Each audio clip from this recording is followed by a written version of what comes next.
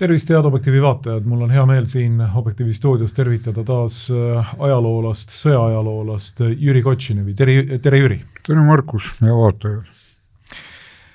Sattusime rääkima telefonitsi ja rääkisid sa mulle, et oled 2 nädalat tegelenud eelkõige erinevate artikliseerijate tarbeks Balti sakslaste teemaga. Ja oled olnud selle teemaga siis enam-vähem 10 tundi päevas tegelemas. Loomulikult sa oled selle teemaga tegelenud oma elus veel, et see ei ole esimene kord, kui sa seda teemat puudutad. Aga täna mõtlesime rääkida Balti saksluse ajaloost ja sellest kultuurijäljest, mille nad siia maale on jätnud, kui on jätnud. Sellepärast, et nii-öelda umsiedlungi ehk ümberasustamise raames toimus ju 39 kuni 41 põhimõtteliselt või sealt edasi siis toimus selle rahvakillu täielik ümberasustamine Saksamaale. Niimoodi, et põhimõtteliselt siia vaated peaaegu ei jäänudki mitte midagi. See on vaated peaaegu selline pretsedenditu asi, et üks rahvakild, üks seltskond läheb siit ära ja siia jäävad ainult tühjad mõisasüdamed, mingisugune mälestus ajast. Miks see niimoodi oli? Miks sakslased, Balti sakslased, vaatad peaaegu nagu üks mees, üks naine võtsid kuulda Hitleri kutset 39. aastal ja asusid siit in corpore peaaegu minema? Joo, see on võimalik vastata kantseliidis, akadeemilises formaadis, aga ma olen selle formaadiga nii palju nüüd viimase 2 nädala jooksul eriti uuesti kokku puutunud.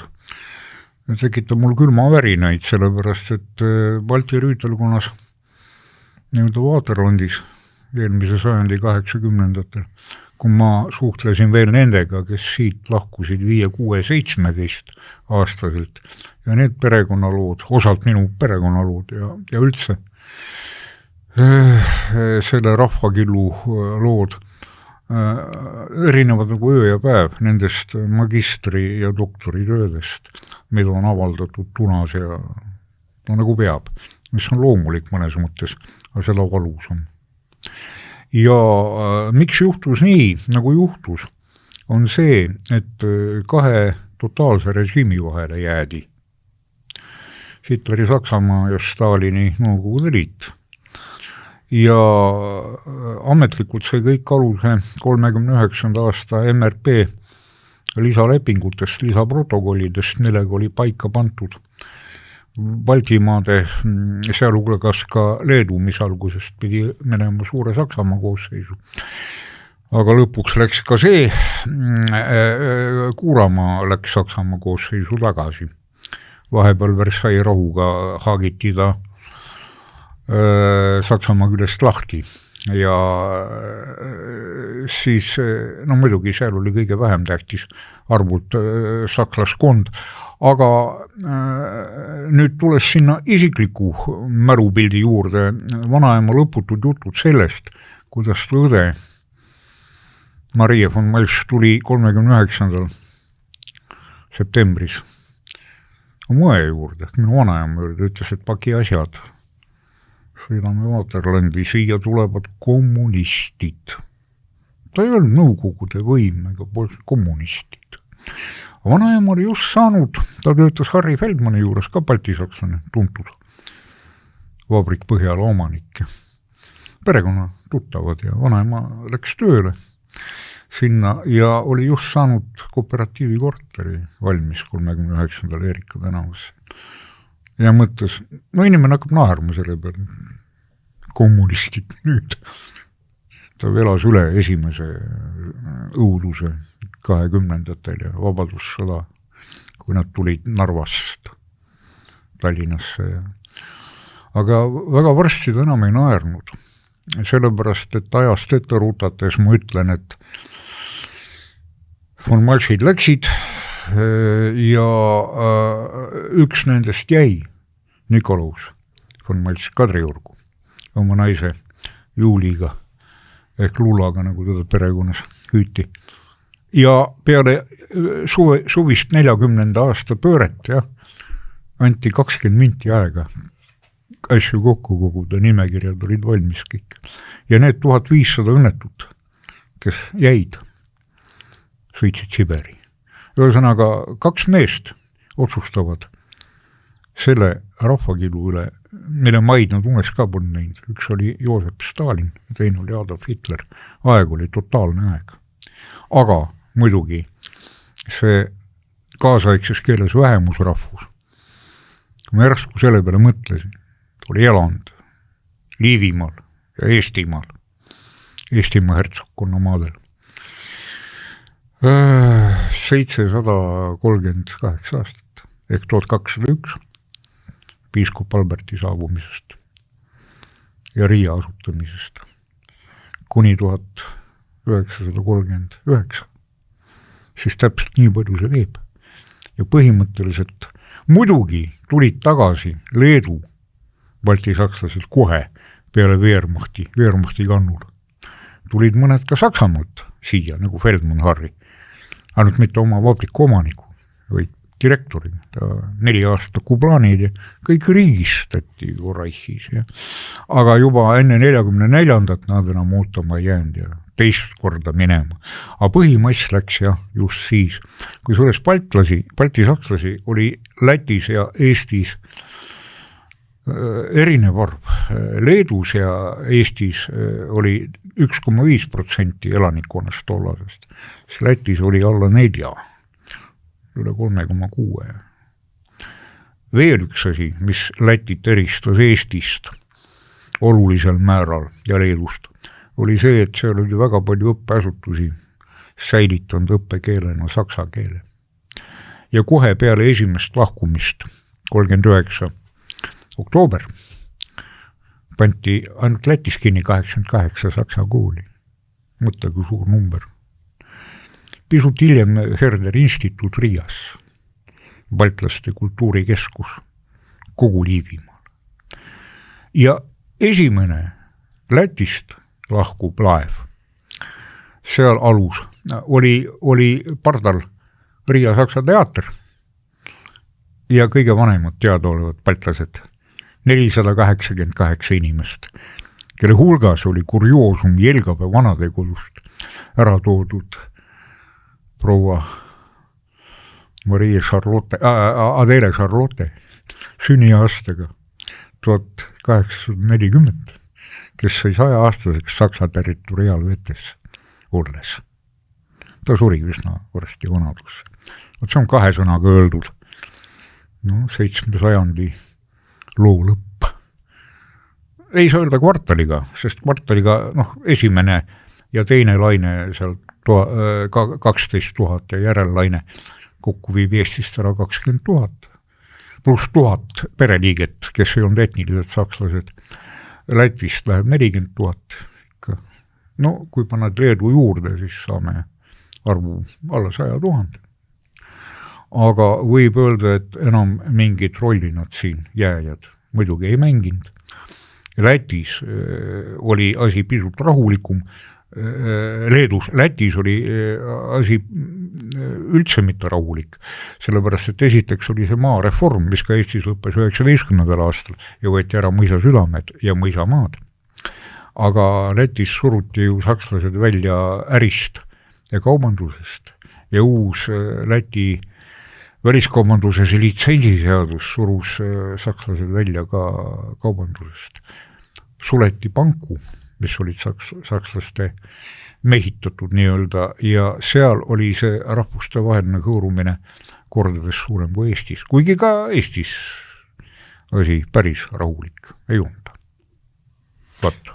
Jaa, see on huvitav mõiste, mida sa siin kasutasid 39. aastal. Paljud ütlesid, et tuleb minna tagasi Vaterlandi, ehk siis isamaale.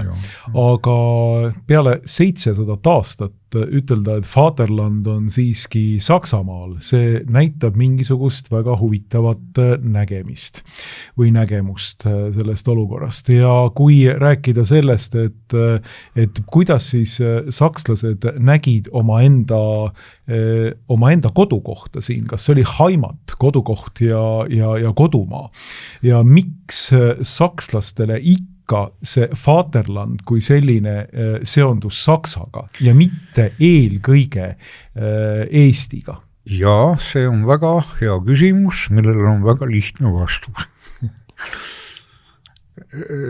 Vaterlandiks nimetas kõike seda Adolf Hitler. Ma mäletan oma vanaonu ja tema saatuse kaaslasi. Ma küsin midagi, kui laual on head veinid ja roseed juuakse parasjagu ja põlevad sinised ja rohelised turkiisi värvi küünlad kandelaabrites, nagu kuningas Friedrich II ajal. Omavahel nimetati riigikantslerit Adolfiks, mitte Aadi, familiaarne Aadi. Aga millal Adolf tegi seda? Adolf, kapral on kapral, tegemist on ikka põlis Aadi perekondadega. Ja nimetas seda kõike, Balti sakslased seda nii ei nimetanud, sest nende korporatiivne kõrkus säilis mitte ainult Vene tsaaririigi suunal, kus nad tegid tohutut karjääri alates 1710 juba, kus Peeter I sai endale uue loodava impeeriumi põhilised tegijad, väga haritud lääne-eurooplased ehk Balti sakslased. Vaid see korporatiivne kastalik kinnine selline seltskond ka emamaa ehk Saksamaa suhtes oli täpselt sama kõrk. Ja seda anti neile tunda ka kohe Hitleri poolt välja kuulutatud ajaloolise kodumaa ehk Vaterlandi tagasi tulemisega. Nii et see küsimus, jaa, muidugi Heimat tuli neile, mul on jällegi näide varnast võtta, kui Kristof von Malš oma abikaasa Barbaraga külastas Tallinnat esimest korda elus, oma isa sünnilinna, minu vana sünnilinna. Ja me vaatasime temaga Paksu Margareeta eest vaadet kunagisele elektrijaamale, praegu on seal vist kunstikeskus. Ja sellele korstnale seal taga ja sadamale inimene, kes oli niigi blond ja sinisilmne, muutus täiesti valgeks näost ja ütles mulle vaikselt, nii et me naised ei kuuleks abikaasad, et issand jumal, mida nad on teinud meie armsa isamaaga. Ma sain ta mõttest aru. See küsimus ei vajanud vastust. Hästi vaikselt oli esitatud. Just olime käinud Pikal tänaval kohas, kus elas üks ta vanaonudest ja käinud mööda ka Saksa kultuuriseltsimajast Tallinna linnaarhiivist, kus ta isa ja tema vennad. Saksa ühisgümnaasium oli selle suunas. Paksu Margareeta ette ei ole sealt pikk maa. Vot selline oli suhtumine. Muidugi oli kodu siin. Isegi inimesel, kes sündis Ida-Berliinis ja suutis põgeneda läände koos oma perega ehk vanaonuga. Ja Heimat on Heimat. See on. Ja kunagi ma tulen siia tagasi, ütles ta. See püsib. See on see, nagu, kuidas sulle öelda, mitte verehääl, vaid ma olen oma lugudes loetlenud mitte ainult von Bäri, mitte ainult Siegfried von Wegensacki, kes oli Liivimaa mees, vaid ka kõik need Krusensternid ja nad on maailma ajalukku ennast kirjutanud. Aga huvitav, et minu jaoks on kogu saksluse sümbol, koondkuju on Friedrich II Hohenzollern ja tema mitte niivõrd sõjaline geenius ja kuninga kui valitseja geenius, Preisi kuningas ikkagi, vaid tema muusikaline geenius. Ja see, et inimene, kes sünnib klassitsismi, on absoluutselt renessansiaegne inimene. Vaat siuke viperus ajas, mis ei tee teda väiksemaks, vaid veel suuremaks. Ja vot siis, kui ma Saksamaal vaatasin, tohutult palju on koopiaid sellest Sanssouci kontserdist, eks, kuulus maal, kus ta pereringis Potsdami suvelossis Sanssouci muusikasalongis ehk saalis esitab oma järjekordset kontsertiinut. Ja klavessiini taga istub Immanuel Bach, kõige kuulsam Bachi poegadest. Ukse ääres seisab ukse kõrval tema flöödiõpetaja ja mõlemad õed, Wilhelmine ja Amalia istuvad diivanitel ja ühesõnaga ja sõbrad kuulavad teda, ühesõnaga muu hulgas üks Austria luure, kes väga kurameeris ta noorema aega, kogenematu, nagu tollane poliitika ja võt need Tüüringi metsad ja Reinimaa põlislaaned ja Tüüringi põlislaaned, kus ma olen käinud ringi, tihti üksi. Nagu see Vanderveeg, nagu Vandersell. Tihti tulid vastu mulle need õpipoisid, kes pidid rändama, enne kui päris ametisse läksid Tislerid ja Kingsepad ja oma rahvusriietes need mustad suured peakatted ja vestid ja püksid ja siis need Tirooli pükstes vanad saksa pensionärid rahvariietes käivad ja rannukepid käes ja võt siis ma sain aru, et Tüüringi laantes on mõetud Germaania süda. Ei, see ei ole Reich ega kuningriik. Ükskõik mis Preisimaa või Festival või Alam-Saksimaa või Reinimaa või kust muide pärines enamus Balti sakslasi algselt. See on Germaania. Ja see pole kaugelt käinud Goethe ja Schiller või Wagner. See on eelkõige kuningas, mitte Barbarossa, ristisõdade kangelane. Kangelane oligi, või just Friedrich. See on nii kauge täht ulus. Et mõtteni üldse hakata praegu jälle tegelema. Oli sellest, et klaasist mägi, eks ju, tuleb meelde. Ja et libised alla, et see elu on siin selline, et mul ei ole kuhugi toetuda. Elu on, aga kohta pole selles elus. Hakkasin mõtlema, et tuttav tunne, millal ma seda viimati tundsin. Toomkirikus. Ferdinand von Thyssen-Kausen, nii. Bareljeefi vaadates. Ja, mees on langenud Austerlitzis, tänapäeva Tšehhimaa, eks. Keiser Aleksander esimese tiivadjutant ja tuntud Vene väejuhi Suvorovi vanema tütre Jelisaveta abikaasa. Nii. Tema pealt kirjutas Tolstoi maha süžee, kuidas just Bolkonski romaanis Sõda ja rahu lipuga langeb. Prototüüp oli Ferdinand. Langeski nii. Kuigi ülejäänud Bolkonski nii-öelda kirjanduslik tüpaaž on kirjutatud maha koondkujuna, aga konkreetselt see, kus ta oli ka mitte lihtsalt flüügeladjutant Aleksandril, vaid tuli ka Kutuzov isiklik adjutant, konkreetselt Austerlitzi lahingus, väimehe. See kõik tuttav tunne. Ja siis tuli mul Kristofi lause, hästi vaikselt öeldud ainult mulle. Eesti Vabariik tead, kaupleme siin ja soomlased on jälle kohal ja rootslased tulevad mürinal kõik. Ja kõike seda vaatab Balti sakslane, kes esimest korda on oma isade ja esiisade maal. Maršid tulid ju Põhja-Eestisse 1700 millegiga. Ja tema enda vanaema von Surnovitš, Eugenia von Surnovitš oli toodud tema vanaisa Valdemar von Malši poolt Miitavast, puhas Balti-Saksa abielu. Ja tema ütleb, issakene, mida nad on teinud, pidades silmas kõiki võime, mis tulid siia peale, siis viimast viisakat vana aja korda. Russland. Ja, võt naljakas oli lugeda neid omaaegseid postkaarte, mida saadeti tsaari ajal veel emamaalt siia.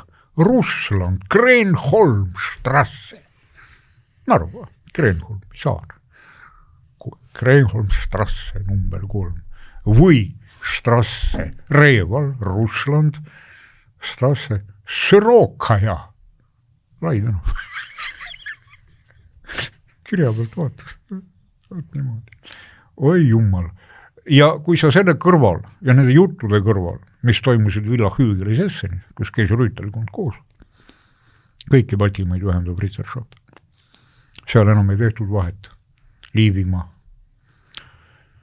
Eestimaa hertsokkond, nii, seal oli ta ühendatud, batš, Rittershop.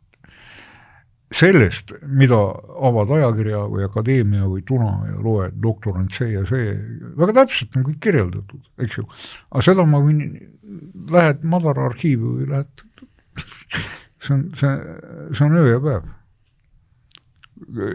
Balansseeritud peab olema. Akadeemiline ja isiklik, mina ei suuda balansseerida. Peale isikliku, ma olen näinud vappe seinal värvilisi, mida Saksamaal toodab teatud firma. Inimestel käes pitsad sõrmuseid. Sa pead matrikli esitama. Matriklid on ilusti sisse kantud kõik. Paberil, mida ausalt öeldes on niisugune kasarmus stiil, aga see on sisu tähtis. 700 aastat ajalugu vaatab sulle vastu, põlvkonniti. Lõigud on ju kitsukesed, loed ja vaatad, paber või asi, nii öelda.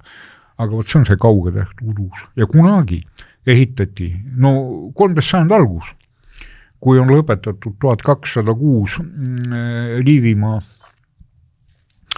ja liivlaste ja 1208 latkarite küsimus on lõpetatud.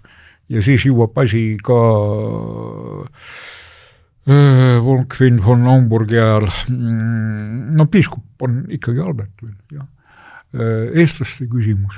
Nii, need asjad on lahendatud. Esimese asjana ju ehitatakse 6 konvendilinnust siia maale.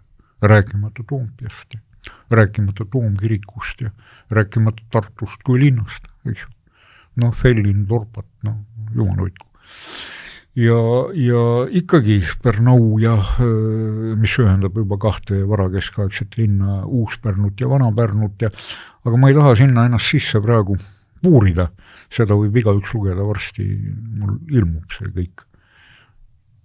Mul ei olnud õudne loetleda ära kõik Liivi ordumeistrid ja maamarsalid. Mõgavendadega oli lihtne, nad peale 36. 1236 ja Saule lahinguta. Aga ja kui sa ikka, ja Liivi ordu ja Eestimaa ordu ja Eestimaa rüütelkond, Liivimaa rüütelkond.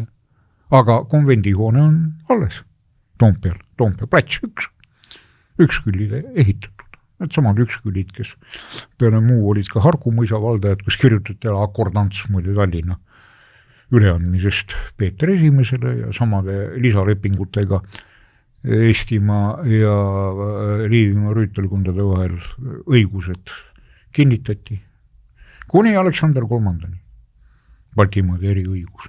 Nii et need on väga suured teemad kõik. Ja võt see infomassiiv, et üle 700 aasta ja siis tuleb, põhiliselt on 3 aastaga täiesti lahendatud, kui kaugel udus on see täht. Aga kergem on. Saad hakkama sellega ja mõtled kellele. Kuidas moodi?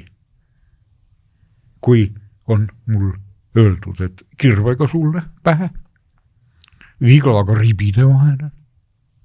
Ametnikud on öelnud mulle. Arva, mis rahvusest nad olid? Aga mis te siis kasutasite esimese öö õigust? Ma olen ametiruumis. Ma ei usu oma kõrvu. Ja nii et mul ei ole uhket tunnet selle pärast, et ma olen saanud nii, et tulmab nende sugulaste eest, sest ma olen näinud ka Eestis veel 15-20 aastat tagasi elanud baltisakslasi. Need on 10 000 umbes. Need on vanaprouad, nad elavad kauem ja nendega vestelnud. Ja kõige selle nii-öelda viglaga vehkimise kogu Assamaalla koos Mahtraga korvab minu jaoks vestlus Grafinna Tiesenhauseniga, mis toimus Toompeel Tiesenhausenite majas aastal 1998. Muide, enne seda oli Johannes Paulus II, Rooma paavst, kui ma ei eksi aastal 1996 kuulutanud Meinhardi pühakuks. See oli mees, kes 1988 üks küla rajas esimese kiriku, oli seal piiskup Bremeni peapiiskupile alludes ja sinna kirikusse ka maeti, hiljem Toomkirikusse ümber maetud. No vot, ja kui ma Brunhild Dorotheaga rääkisin, siis tema oma enda esivanemate Thysenhausenite mäest Toompeal, kus praegu asub muu hulgas üks mingi suveniiri putka, kus müüakse liba merevõiku Kaliningradist, võib-olla Narvast, Montreoskasid, siis ma üle aastakümnete, sisetunded sajandite olin jälle kodus. Meil ei olnud vaja vestmikku. Ja vot need kõik balti sakslased, kellega ma olen rääkinud silmast silma, tunduvad mulle justkui klaasist. Nad on nii läbipaistvad, niivõrd õhulised, et neid vaadates, no need, kellega ma olen rääkinud, neid enam pole surnud ammu. Nende 3.-4. põlv kannab küll uhkeid nimesid, Morissed ja Philippid. Aga see ka nagu kokteil läheb lahjemaks järjest. No võib-olla vanaduses, mida rohkem vaarisade vappe vaatavad, seda rohkem tekib tõmme. Ma olen mõelnud, kas tõesti on elu suurim viga 88. aastal tulla siia tagasi. Ja päästev mõte on see, et sõbrake, vaata, mis nüüd toimub. Bundesrepubliigis. Ka siis rääkisid vanakooli mehed, baltisakslased. Helmut on reetur. Helmut tahab tuua siia euro. Meie head Deutschmarga. Oleks nad näinud, mis... Ja vot sellega võrreldes pole Eestis nagu suurt kurta midagi. Vaata, muukesi viperusi mängib teinekord inimese saatus inimesega. Ja vot nüüd ma alati tõmban paralleeli vaeste baltlastega. Vot nii. Ja seda vatti, mida, no ühesõnaga, unes ka ei näe. 20 minutit asja, vot pane ennast sinna olukorda. Sulle tuleks koju järgi. Ja öeldakse, ei mingit küüditatutest aru saamist. Filosofeerimiseks 20 minti paned asjad kokku. Mis, muide, nendel seal alguses lahkunutel 39, ja, lubati kaasa võtta nii palju kui mahub. No kuule, kui on aluse peal, laeva peal on 500 passažiiri, alus võib peale võtta üle 1000. Nii, aga vaata juba 40 tohtis võtta nii, no kes hiljaks jäi, jah. Perepea kohta 50 kilo. Pereliikme peale, iga ühe peale 25 kilo. Mõtle, kui kiiresti see limit täis saab. Aga kõik see oli suke nali asi võrreldes sellega, mis ootas neid, kes jäid siia. Nimekirjad olid valmis. Valitseja, isa Tsaarjärme polkovnik Jakobs võeti kinni 40. suvel samamoodi.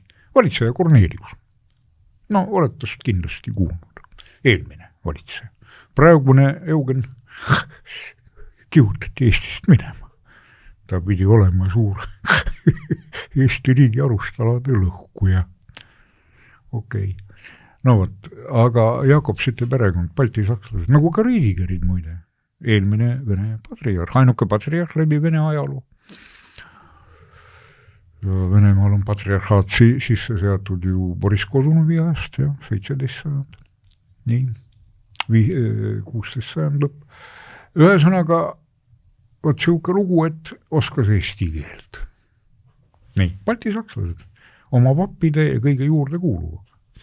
Aga kui siukest poliitikat siin praegu hakata ajama näiteks, peast hulluks minna ja regionaalpoliitika meile nii armsa mõlemale asemel võtta ette selline poliitika Eestis, et Reval bleibt ein deutschen Staat. Tallinn jääb Saksa linnaks. või Stettin, palun väga. Vaatame, mida ütlevad sõbrad, polkad, sõbrad eestlased Toompeal. Enamus neist ju ei tea, kelle majas nad istuvad.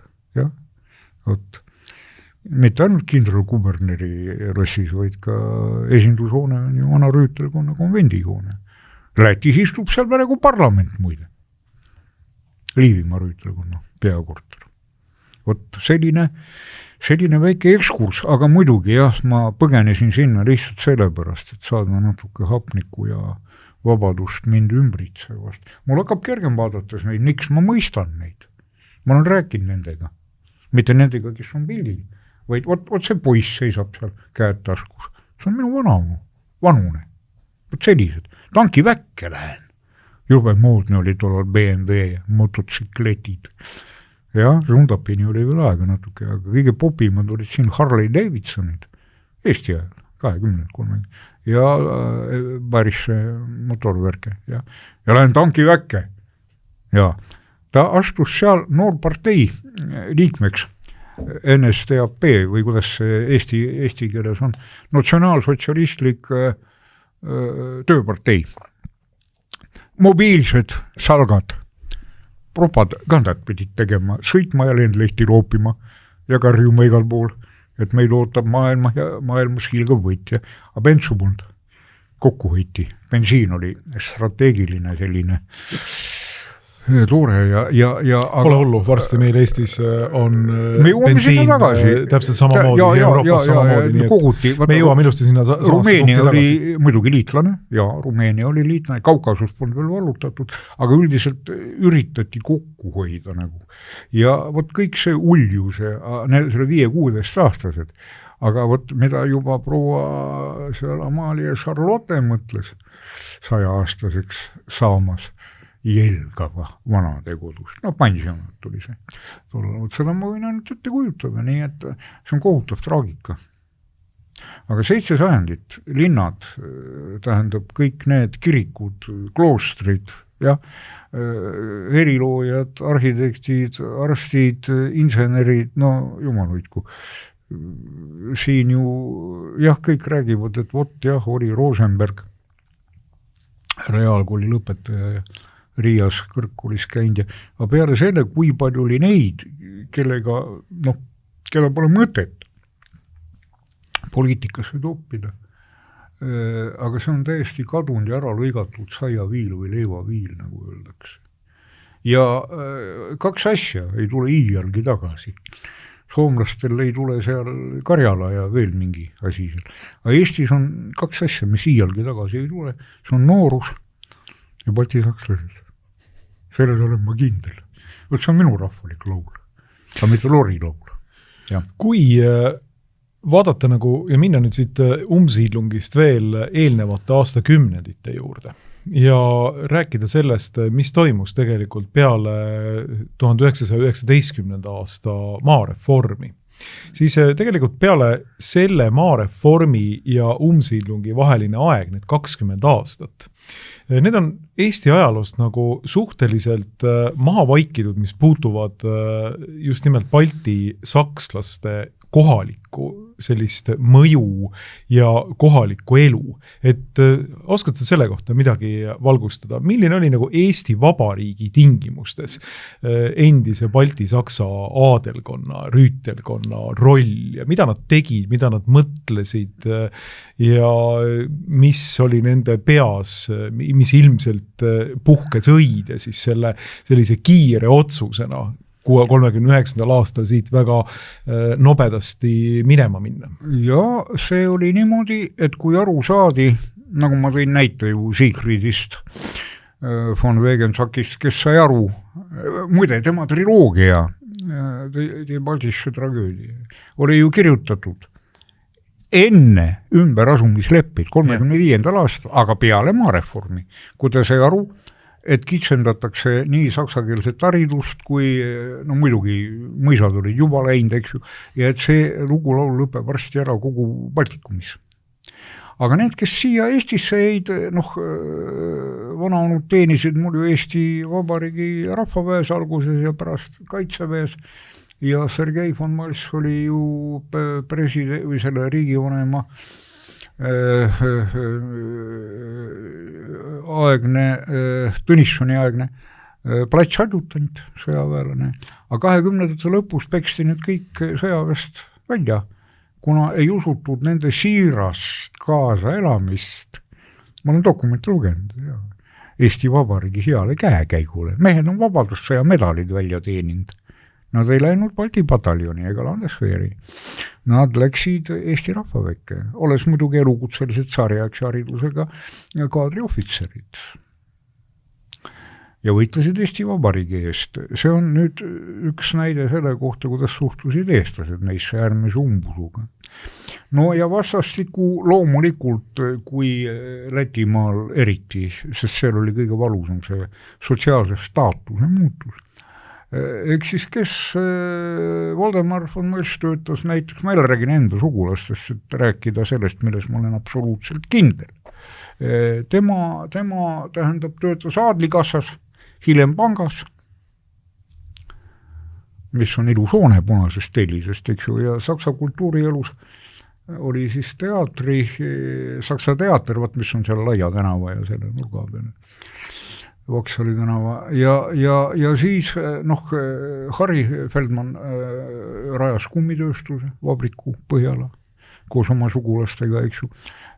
Tegeleti kaubandusega, äriga Eugenie von Mals neiupõlves Surnovitš Miitavast ja Rakveres trükitööstus ja kirjastus. EM, Emilie Mals. Ühesõnaga, kes millega, ja nad hakkasid sulanduma üsna sujuvalt, vaatamata kõigele, alates seal 20. aastast Eesti tegelikusse. Ja? Aga kuna see 18-19 jättis ikka väga sügava jälje neile ja eks nad tajusid, et kuidas see rahvas suhtub hoopis teistmoodi kui alles ei ela veel enne aastat 17 meeles. Ja Saksamaal tõusis tohutu rahvusliku eneseteaduse laine peale Hitleri võimule tulekut 30-ndatel ja siis võt see kõik mõjutas. Ja nad, eriti noored, vaatasid väga palju Saksamaa poole. No aga lõpeks oli ju ka Kuramaal peale seda, kui need Saksamaa ülest Versailles rahuga lahti kisti ülestõus, mida juhtis üks saksa soost pastor ja üks veterinaar, kes 34. Panti kinni Leedu riikliku terviklikkuse lõhkumise eest. Panti kinni, no võt. Ja hiljem lasti nad lahti muidugi, kui Wehrmacht tuli kohale. Nii et see oli pehmelt öeldes siuke ettevaatlik leige, aga mitte nüüd sõjajalal oleb. Iga üks tegeles sellega, mida ta oli õppinud ja väga paljud siiski ära sõitsid. Väga paljud. Aga enamus neid, kes siia jäid sellest ajast peale, kui sundust ei olnud, neil polnud kavaski lahkuda. Aga kui juba reformi motoks ja diviisiks on ajaloolise ebaõigluse heaks tegemine, siis võid isegi ette kujutada, milline oli see suhtumine, aga 1,5% Eestis, see ei mängi ju suurt rolli. Nii et, aga jah, kõik need üle võetud, kas või Teaduste Akadeemia praegune hoone, eks ju, Ungers Sternbergide ja seal oli ka Saksa kultuuriselts ju ja nagu ükskõlid andsid ju Rüütelkonna komendihooneks oma Lossiplats 1 Toompea linna häärpäri sisuliselt, eks ju. Nii et ikka harjuti jah, aga nagu kiidelda ei olnud mitte millegiga, sellepärast, et igati näidati, et teid pole siia vaja. No Oskar Lutsu kevad, kiriku mõisa poisid, eks. Nüüd mõisusid oli ju 8 tüüpi. Rüütlimõisad, Rüütelkonna mõisad, Linnamõisad, Suvemõisad. Kui palju mõisasi oli? 8. No mõisasüdameid, kui rekvireeriti, oli need kuskil 2000 ringis, eks ju. Ja kes need jõuab kokku lugeda? Lätis oli veel rohkem neid, eks ju. Ja 2000 mõisasüdant, eks ju, või mõisakeskust. Seda siis nii-öelda Eesti ja Liivimaa, siis Eesti Vabariigi territooriumil. Ja. No vot, ja sinna alla kuuluvad ka poolmõisad ja karjamõisad, aga no mõis, ma vaatan selle järgi, et on mõisakeskuse järgi, et neid oli ikka väga palju. Perekondasid oli seal 19. sajandil oli Eestimaa ja Liivimaa Eesti, kaasaegse Eesti territooriumile jäänud mingi 560 kuskil, aga no pered olid ju suured ja kõik need eksiilid aadlineiudele, nagu üks on ju seal, 7 eksiili oli Tallinnas, nagu siukesi, mitte hooldekodusid, vaid pansione, tütreid sündis palju sakslastel, kõiki neid mehele panda ei olnud võimalik ja et nad siis kuidagi nagu rakkesse panna või lihtsalt jalust ära. Oli see vanalinna hariduskolleegiumi muusikamaja, on üks nendest näiteks. Ja väga naljakas oli käia seal kontserditel, kui sõbrad seal esinesid ja vaadata seda Kaminasaali, kus sa kindlasti oled ka olnud. Ma olen isegi esinenud seal ja sina oled esinenud seal, kui ma ei eksi. Koos Jaak Johansoniga. Ja, täpselt, ja. Küll muide ka baltisakslast on paar soolon näidendit olnud seal, kus käis usin fotograaf Mats Uun pildistamas seda kõike. No ühesõnaga, võid ette kujutada, kui kas või Hulumaja, eks ju, Merivälja või Seevald, Seevald, kantoonide mõis, eks ju. Neid võeti kinni Nikolai teise ajal, peeti Saksa spioonideks. Saksas ja Austria spioonideks. Võeti käest ära kõik. No, siis oli kogu nõukaaeg, seal oli Hulumaja.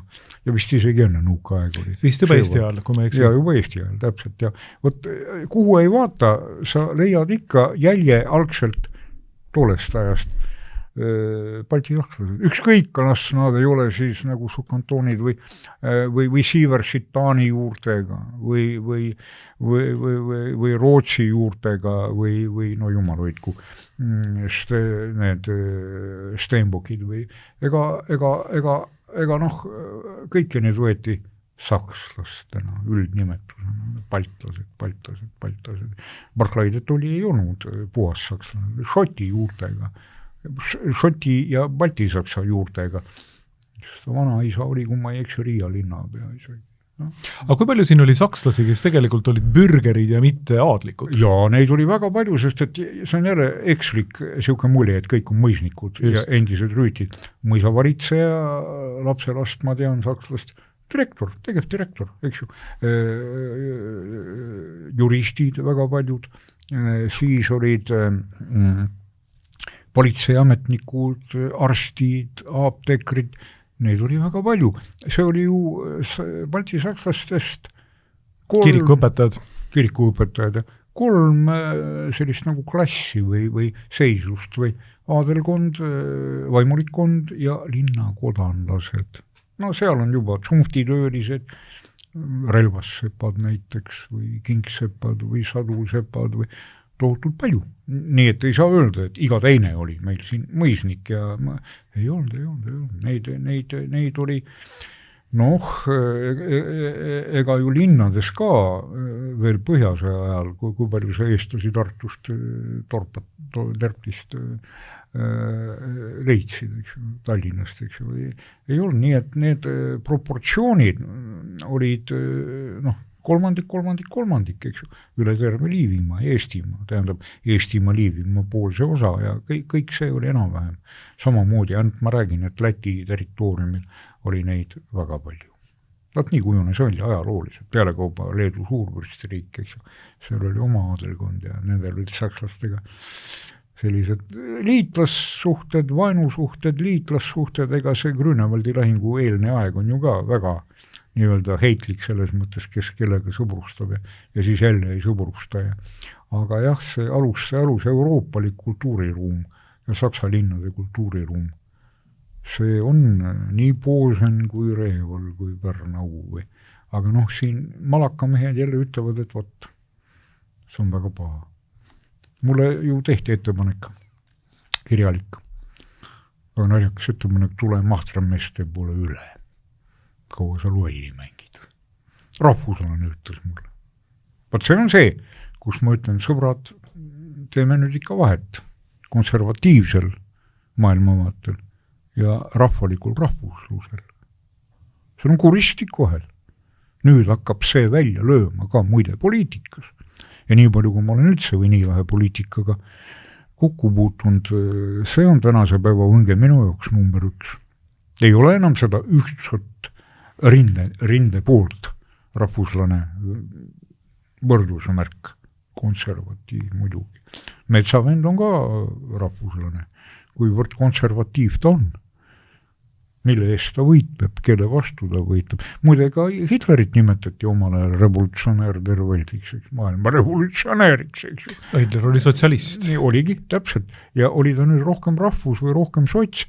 No, ja tõsi, ta ei saadinud sotsiaaldemokraate, aga need ei saadinud ka Stalin. Vot on ikka tublid tööbid. Ainus, kes sellest bandest, sellest idiooten bandest on siiamaani tugevalt sõdulas, on muuseas sotsiaaldemokraatid. Tõsi, neid ei salli ka konservatiivid ega rahvuslased. Kohal. Nii, ja kui kuulata ja vaadata nende, no mis jooksis siin läbi, oli ju hiljuti laupäev või pühapäev see suurkogu, siis nemad teatasid uhkelt, et me moodustame järgmise valitsuse koos. Oota, keda nad suuremeelselt siis tunnustasid ka. Isamaa, ja ei mingit Keskerakond. No hea küll, ja Reffe ka mitte, aga no see oli EKRE või Isamaaga teeme, ja. Muide, ega ei olnud ka laita mehed Kristiina Kallas ja Eesti 200, kes ütlesid, et meie oleme ikka liberaalse maailmavaate lipukandjad. Kuidas siis ilma meie, no põhimõtteliselt sama jutt, aga nemad erinevalt sotsiaaldemokraatidest ei lubanud suuremeelselt võtta kampa Isamaliidu. Kristiina Kallas ütles suuremeelselt seda, et tegelikult sellise väikse asja nagu reitingu üle ei maksa üleüldse diskuteerida. Rahvas ei hooli sellisest asjast nimega reiting, omades reitingut 1,7.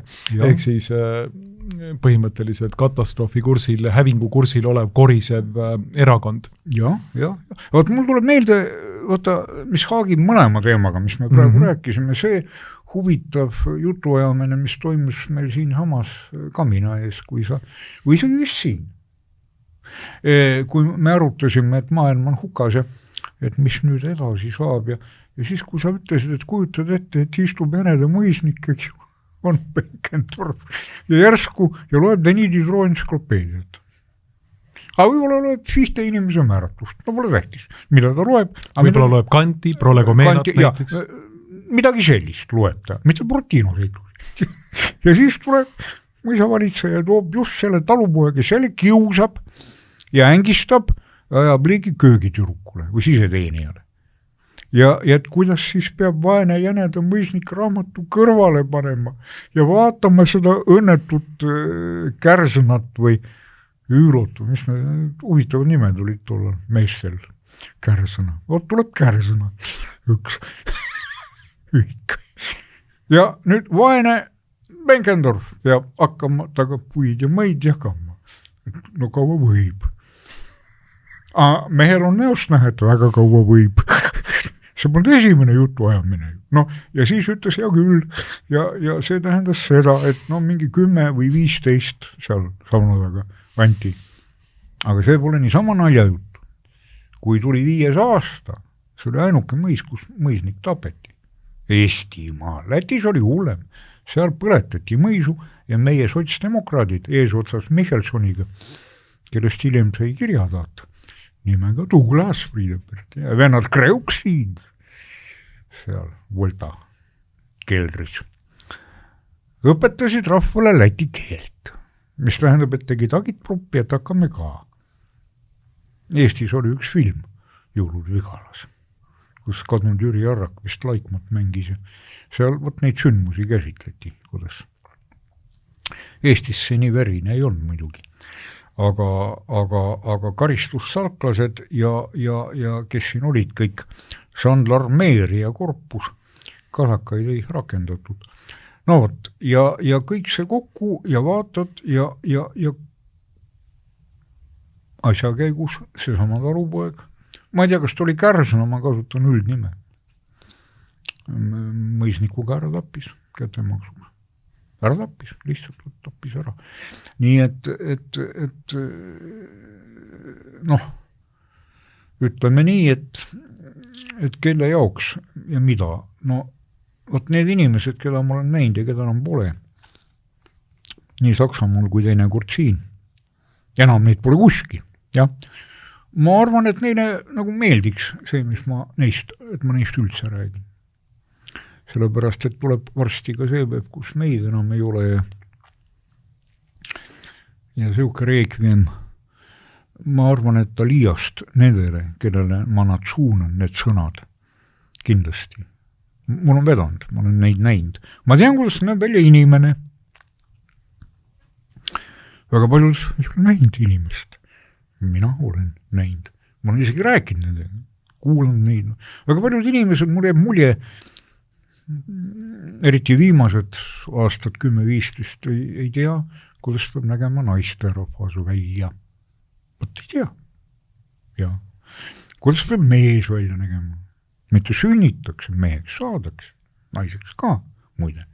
Aga need on juba, see läheb nagu, tänapäeval üldse väga paljud teemad lähevad oma piiridest välja ja haagivad sellega, mida me näha tegelikult, või vähemalt mina eriti ei taha, see on meie elu tänapäeval. Ja ma ei kujuta ette, mida sina arvad, kes võiks meid praegu mitte kuulata, vaid kuulda. Mina ei tea, kes on meie kuulajaskond. Aga ma tean, kes seda kindlasti ei ole. Ja nende poole ma ei pöördu. Ja kas see on üldse pöördumine? Ei, võt, ma lihtsalt räägin nagu, et kuidas mulle näib ja tundub, eks ju. Nii et, aga siin on veel olnud inimesi, põhiliselt mehi, kes räägivad seda, mida suur populaarsus nagu ei saada ja ei oota Eesti kaesaegselt ühiskonnalt, kes ja mis, eks ju. Sellepärast, et põhimõtteliselt me kõik räägime ühte ja seda sama, vähemalt siin selle saate formaadis, et ärge lööge tööõpetuse tunnis haamriga näpu pihta kõmbalgus. Ärge minge puu peale saagima oksa, kui ise istute õunapuu peale. Aga veel parem, kui te kõik oksad ära saete, siis ei kuku nendelt okstelt keegi alla. Ja võt sokides ei maksa minna viimakette. Pange kalossid jalga. No. Ja võiks öelda, mida te jahute. Niigi selge, ei ole selge. Näita mulle ühte inimest, kes ütleks, et ma olen loll. Vot 7 aastast. Ma ei ole kuulnud enda kohta. Aga see küsimus on, miks te koolis siis käite, kui te lollid ei ole. Olete niigi targad. Vot nii. Need on nagu igavikulised tähelepanekud. No. Ja mulle aitab sellest 65 aastast, et näha seda, mida nagu ma vaatan ümber vasakule ja paremale ja vot neist ma saan aru, mida nad teevad ja miks nad teevad. Nad ei hammasrataste vahele. Valikut neile ei olnud. Vot mu vanaema jäi Eestisse. No oli väga tore või. See on mul on praegu tore. Kui Vaterlandis on kõik, no ikka peale mamma Merkelit, no jumal hoidku. Üks mošee ajab teist taga. Inimesed ei tea, mis asi on püss. Saksa politseinik ei tea, mis asi on. Oli ju Sturmgewehr ja no kuule. Saksamaa need suured Sauerid ja kõik need Maximi kuulipildujad ja jumaloidku, Hugo Schmeisser. Ei ole kuulda, ei tea mitte midagi. Moslemid on väga toredad. No ja mis vaatad, jumal hoia, kus Bundeswehr on? Tuleb välja, et oli, aga otsa sai. Ammu sai otsa. Viimase paugu Bundeswehrile, nagu mina tean, pani ju Ursula, kes oli siis Saksamaa vist kaitseminister, ja von der Leyen, kus 4 või 8 brigaadist sai 4 või isegi veel hullem 4, no mingi õudne koondamine toimus. Ja kui nüüd, sa võid ükskõik mis nägu seal teha, no vot Reichswehr ja Wehrmacht ja Bundeswehr ja ei tea üldse, ei ole kuulnud, väga paha, sõdid on paha, me kutsume politsei, ei kutsu ju. Politsei tuleb, ta on samasugune nagu mässaja, kõigepealt sa pead selgeks tegema, mis värvi ta on. Jah, mis keel ta räägib, küsida ei tohi, see on juba ängistamine. No võt, ja teistpidi jälle,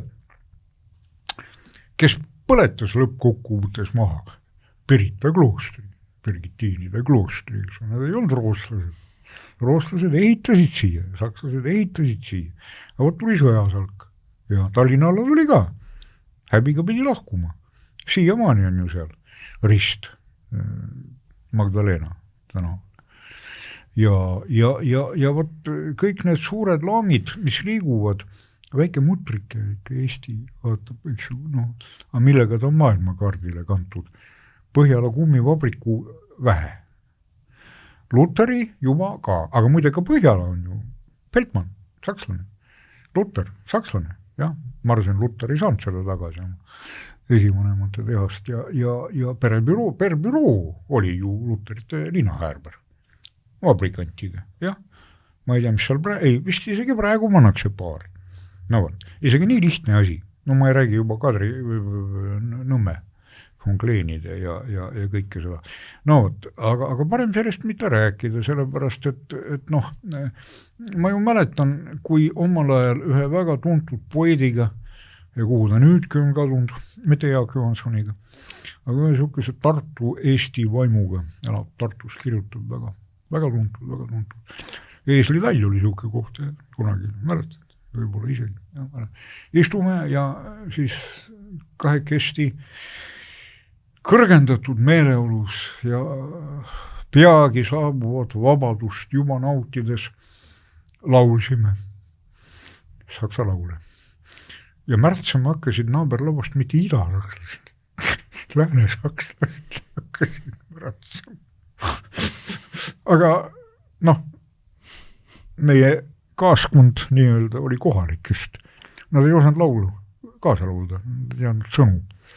Aga meil sellega probleeme polnud. Väga tuntud laul. Parem mitte mainida praegu. Muidu meid pannakse kinni, mis laul see oli. Ja siis laulsime, et nagu tasakaalu tuua Marseillaisi. Aga võt prantslanna istus nii-öelda. Seal on palju salme. Oled võib-olla kursis. Väga palju. Väga koredad sõnad. Ja. Väga koredad ja verised. Aga kui sõnad on nagu ühel inimesel, mis see kolmekesti, seda enam, et Indrek Kirvel, prantsuse keele, mingid probleeme. Sai see esitatud. Läänesakslased mõnevõrra nagu leebusid. Aga siis jälle. Raililien. No seda ma võin kuulutada. Rail on 3 sinilille eesti keeles kõlab. Esimese ilmasõja. Aga võt see, millest me alustasime, ja võt see oli, ja šokk oli täielik, eks ju. Ja kõik see kokku on ju muuseas ajalugu. Nii.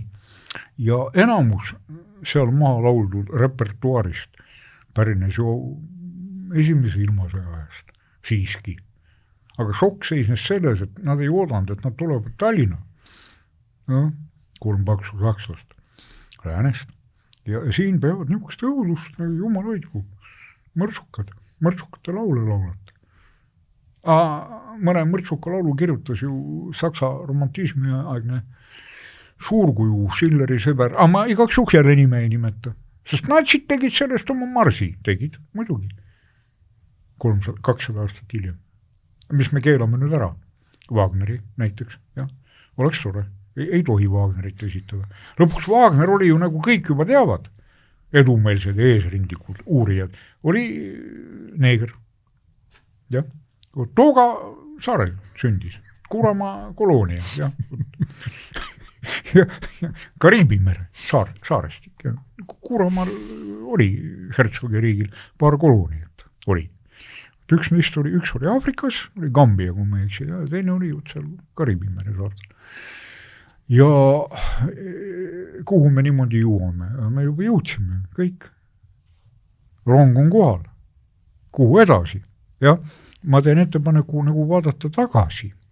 On ju nii? Edasi pole enam kuhugi minna. Kui on juba Shakespeare neeger ja vot mis siis saab, kui feministid ja kõik need võrdõiguslased ütlevad ja olgu Otello nüüd ka neeger. Jüri, sa oled ajast maha jäänud natukene, sellepärast, Otello peab olema neeger, siis vaadatakse nii-öelda libretota. Vaata, Jüri, viimane uuring kuskilt Briti arvukatest ülikoolidest väidab seda, et Shakespeare oli juudi usku neegri naine. Ja, ma olen lugenud, muide, vist Objektiivi. Me vahendasime seda teaduse tippsaavutust, me vahendasime hiljuti Objektiivis. Ja, see on üleeile, see oli natuke. See oli mõni kuu. Ja muidugi see ei ole viimane sõna, aga võt siin Otello veab neid Otellot enam neegriks teha ei saa. Mis siis nüüd saab? Nad on ju maur, eks ju. No küll saab küll, vot ta tuleb välja, et on hoopis siinlane näiteks. Ja vot siukstel valjustega tegeleti ju üsna hiljuti ka USA ülikoolide programmides, kus uuriti, mitu sugu on rissikal ja kuidas paljunevad ikka need mardikad ja tühimeeli tegeleti enne, kui tuli Trump ja ütles, et nüüd sellega küll aitab. Nad väga pahandasid ta peale kõik, et no kuida nii saab. See on ju kuningas. Me võitleme kuningate vastu. Kui oleks Trump kuningas, no mis nii viga oleks elada, kui ta ehitaks kuningriiki üles. No, vot. Ja valgustatud monarh. Aga peaasi üle valgustatud ei ole. No vot, aga muide, ega neid lapniku patju või mulle, ega naljalt mujalt ei leiagi, kui vot kõige tagumine on 40. ja 30. Marika Röök ja Saara Leander. Neid ma vaatan alati suurima hea meelega. Tänapäeva pehkind lääne filmitoodang jätab mind külmaks. Ma ei taha. Pigem ma vaatan Rootsi näitlejad, kes lõid Saksamaal läbi ja no ja eks ta olegi. Vot inimene on ja ta just kui elab, ma räägin endast, aga no elu ei ole, kohta ei ole. Ja see tekitab muus hirmu. Aga mis nüüd puudutab baltlaste ajalugu nagu paberil, vot ilmub kuskil juunikuus. Millal ja kus koos? Juunikuus, Kultuuris elus selle aasta number 2. Ajakiri ilmub 4 korda aastas. Ja see peaks jaanipäevaks ilmunud olema kultuuris elus. Ja siis järgmine vastavalt siis sügisel see aasta, mis on pühendatud juba konkreetselt ümberasumine numbrites, nimedes ja kohtades, sest et enamus neist ju surati Poosonisse, kus oli ümberasumise keskus ja siis juba sealt. Minu sugulased pääsesid Potsdami tänu sellele, et mõlemad võeti sõjaväkke, isa ja poeg. Ülejäänud pere sai Berliini eeslinna sisuliselt. No vot, aga see praegu oli nüüd nagu jutt sellest, mille alapealkiri võiks olla isiklik puudutus. Ja kahtlemata. Isiklik. Maailmas on kõik isiklik, ütles Johansson, mäletad? Mäletan. Universumis on kõik isiklik. Ja on ikka küll. Delvik tuli Tallinnasse oma abikaasaga. Parun Delvik, Puškini klassivend, Lütseum, Kortsakov, Delvik, Tantsas, Broolio. No ühesõnaga, ja vaimustus milline, 1826 Toompeal vaatab, jumal hoia. Ja Tiesenhausenile on obeliskike bareljeefiga. Ja de la Gardidele millised raudfiguurid, eks ju, muljet avaldas, kus juures siis juba 1828. No, peagi ta sureb. Ja vot siin käid ja vaatad ja parem, kui sa ei esita küsimusi. Meil ehitas Stenbocki maja, ma pakun välja Mart Laar. Edgar Savisaar ehitas Rathausi. Kõik on korras. Vaata ajalooõpikuid tolle aegsid. Kõik algas aastast 91. No ja küll 88. Muistuskaitsepäevad siiski olid. Neid korraldas Trivimi ja Tõnis ja Lukas. Ja Johanssonid laulsid, 2 venda laulsid seal lipulaule. Aga juba 84, Arno Alman käis ringi seal. Arnold Rüütli referent või kes ta oli. No, ühesõnaga, Kadrioru loss, kõik on ju lore. Nii nunnud on ju kõik. Aigu nunnud, eks. Komsomoli aktiivilaagrid. kes tegid seal ilma, Mikk Titma tegi seal ilma, miks tegi, no võt oli siuke noor ja edumeelne. Suri muide, väga huvitav, miskipärast Ameerika Ühendriikides. Mäletad programmi, 4 mehe programm, Titma, Kallas. Ma olin siis laps, aga midagi tuleb meelde. No võt 4, oota, kes see 4 oli nüüd? Titma, Made, Savisaar ja Kallas, jah, oligi kõik, no võt ajalugu algab sealt. Nii. Aga mis seal enne oli, kes oli, oi jummal, hoidku Bremeni piiskop, kes oli paavst Innocentius III. Aga milleks meile paavst? Aga milleks meile üldse midagi? Nii, ja võt nüüd neid heitlusi lõpetuseks nagu vaadates, mis toimuvad praegu Poolas ja Ungaris. No, ma olen nendega kokku puutunud Karmel Stagna ajal, kus kõik me olime suure mahla pressi sees. Nad natuke vähem, meie natuke rohkem. Mul ei ole küll nende kohta midagi halba öelda. Nendega, kellega mina kokku puutusin. Ma tüdrukutest üldse ei räägi. Need olid vahvad nii seal kui seal. Poolatarid olid ilusamad. No võt. Aga see vabadusiha ja kõik see, majakad, sa panid ühele mu loole kirja, pealkirjaks, Euroopa majakad. On küll. Aga vaata, mis toimub. Aga kus on meie majakad? Ma tahaks näha. Lasnamäel, no ei põle, ei tööta. Lasnamäel. Peetri maja kõrval. Nii, et see on naer läbi pisarate muidugi ja teema on liiga valus.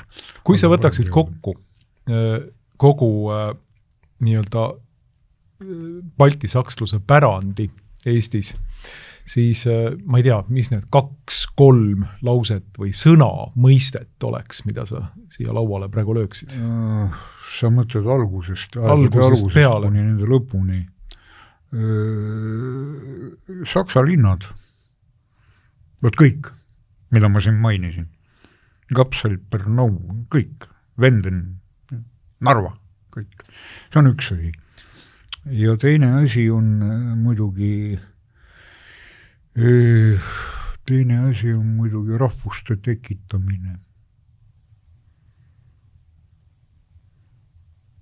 Nad ju isegi Eesti vappi tegid, üritasid välja viia Eesti vapi perevapiks. Trailöven. Ei olnud siukest. Traileben oli maaherra, maameister. Ja mitte ainult sümbolid, vaid kogu see rahvuslus, laulud, värgid, kõik kultuur. Tähendab, Saksa linnad ja rahvuste kujundajad. Rahvus kujuneb muidugi omaette, aga olud on kuhu pürgida. Sest vaata, mis toimus Vepsade maal ja Moksade maal. Kõik teavad Moksa linna Moskva nime all. Aga kui hakkas üles kirde poole liikuma Kiievi suurvürstiriigi aegne ülikkond ja kaupmeskond ja lihtsalt Kiievi riik lagunes ära jäädes ajale jalgu enne mongolite tulekut 1240. Esimesena vallutas ju Kiievi Juri Dolgoruki poeg Bogoljubski Andrei. Siis neid soome-ugri alasid, ugrilaste alad kogu aeg võetakse enda alla, juutakse Moksani välja, Põlislaanteni ja sinna jäädakse. Aga neist rahvustest, neid oli kümneid ja kümneid, eks. Me teame väga vähe. Vot sakslased nagu sellisega ei tegelenud.